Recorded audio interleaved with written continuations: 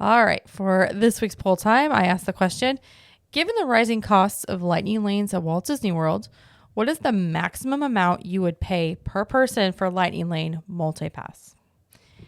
50% said $35 per person. 39% said $25 per person. 6% said, I don't buy multi-pass at Walt Disney World. 4% said $50. Ooh. And 1% said $65 or more. So let's talk about this. So half of the people polled said that they would spend about $35 and that's it. So it has gotten higher than $35 before for a single day. Mm-hmm. It has not gotten into the 40s yet.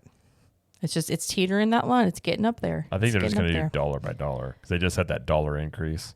I mean, the prices are going up already this month. I know. And I think we talked about that last week. Yeah. So most people are like, yeah, I'll pay up to $35. The other, like the 40% was to say, I'll pay up to $25. I think that's interesting that only 4% of the vote were like, yeah, I'll pay $50. 50 is insane to me. Oh, like that's just me. Again, local, go a lot. We don't really buy GM much at all. But 50 is insane. Let's say you have a family of 6. That's $300 extra for one day. Yeah. I definitely think, and again, like I said, investors and analysts, a lot of people have been talking about this subject. And there was one that I found particularly interesting was there was an analyst that said that their worry at their firm is that Disney has pushed the price hike envelope a little too far and they may not recognize it. And when they do recognize it, it may be, in their words, like too late or what do they do? And there are also words saying it would take them a long time to whatever the fix is for it. There is a ceiling to this stuff. I mean, they keep raising prices more and more and they get more aggressive with it. I do think there is a ceiling, and I do wonder on some level when it comes to the general public, when do they just tap out and say, maybe they don't not go to Disney anymore, but they just go, I'm not getting Lightning Lane. I'm not doing this. I'm just, whatever. I don't know. I'm not surprised they keep seeing it, but yeah, I agree. When you start getting toward $35, $40, $50 for this stuff, not to mention the rumor is they're going to introduce the Premier Lightning Lane on top of this all. That's still a rumor, but it's still a rumor. It's supposedly supposed to happen, but let's say they do introduce that.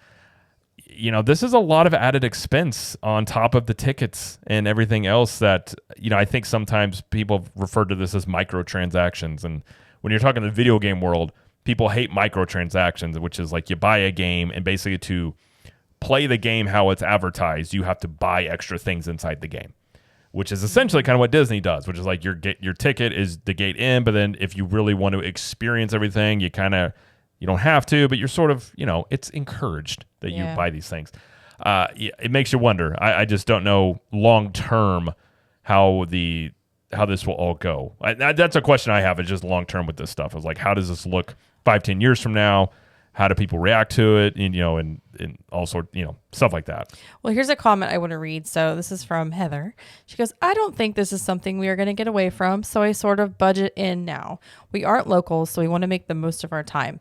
That being said, I really feel like the only park this is needed for is Magic Kingdom, especially if you're staying deluxe and can utilize extended evening hours or even doing some sort of party. And then somebody else said the similar thing. She goes, my max would be $30 for multi-pass for Magic Kingdom, $25 for Animal Kingdom, $27 for Hollywood Studios. I never get it at Epcot. So I know this is just a blanket statement that I asked for about multi-pass, but I think that if I asked, okay, which park are you going to want multi-pass more for? They're going to say Magic Kingdom and Hollywood Studios. Oh, for sure. Bar none. For sure. Have we ever bought Animal Kingdom multi-pass? No. I don't think we have. No. No.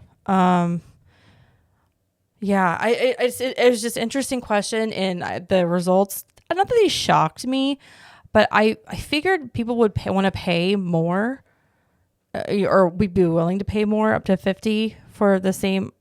I just think that once they get over that $40 mark for multi-pass, people are going to start like red flags or not red flags, but just like an alert thing. It's going to go off the brain like, oh my gosh, that's so much.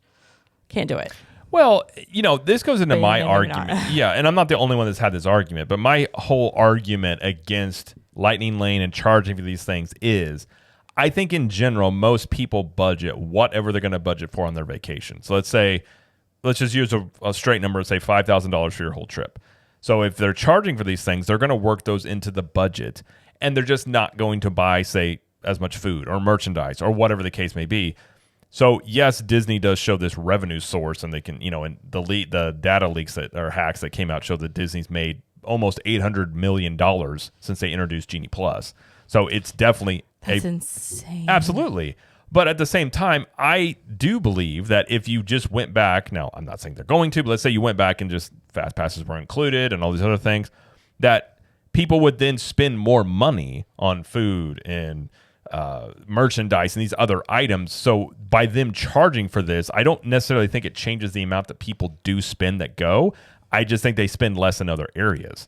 So, and I think if you did it the other way and you didn't charge and microtransaction people on these things, that people would have a better feeling about their trips in terms of how they feel about the value of it. So this is where I go into the long-term effect of how do people, they go on their trip, they spend all this money, but how do they feel about it, and do they want to go back? And that is the thing that again, some of the analysts were pointing out that the repeat visits, a lot of people are choosing to go to like Europe and other places, go on cruises, because you can spend sometimes even less money to go on a longer trip or get all the food included, especially if you're talking about cruises. So as they keep going with the price increases, they enter into a realm of a lot of competition for your vacation dollar. And I do wonder about the longevity of it. I really do. Yeah. But yeah, interesting to see what the responses were for this week. I'll probably do a similar question next week about Single Pass and see what people say. So, well, thank you everybody for participating in the poll this week. I will have a new poll next week. Yes, and if you want to be a part of the next poll time, you can do that by going to the Capture the Magic Facebook community, asking to join there, which is a great group to be a part of anyways, but you can join in there, and also over on Instagram at Cap the Magic. Jamie posts those in the stories over there. So you can vote in both or either place if you want.